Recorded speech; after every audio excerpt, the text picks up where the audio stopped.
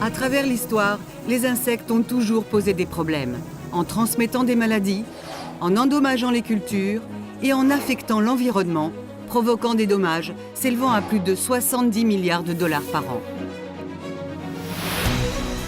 Avec le changement climatique, les insectes envahissent maintenant des zones où ils ne pouvaient survivre précédemment. Cela signifie que les autorités doivent mettre en place des mesures de quarantaine strictes entre les frontières internationales et à l'intérieur des pays.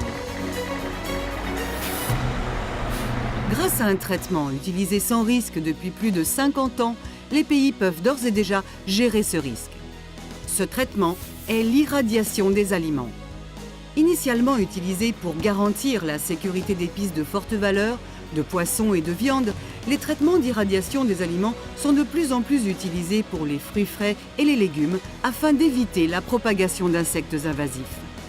Des températures et une humidité plus élevées liées au changement climatique favorisent également la croissance d'organismes tels que les bactéries ou les moisissures qui peuvent détruire les aliments ou entraîner des maladies alimentaires, mettant la pression sur les chaînes de fourniture des aliments et impactant la sécurité alimentaire.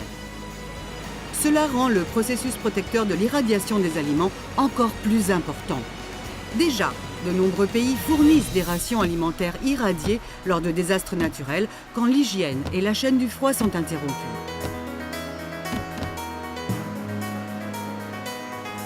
Considérant les attentes du groupe sur le changement climatique, à savoir des rendements de récolte plus variables en raison du changement climatique, certains pays considèrent l'irradiation de la nourriture pour les denrées de base, comme le blé, le riz et le maïs.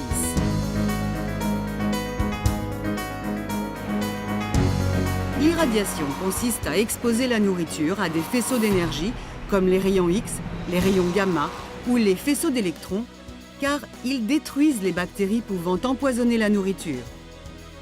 Ils neutralisent les insectes ravageurs dans les conserves alimentaires et les empêchent de voyager entre les frontières.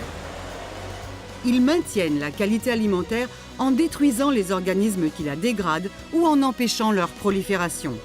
Enfin, ils protègent les aliments emballés contre des contaminations microbiennes ou contre les insectes.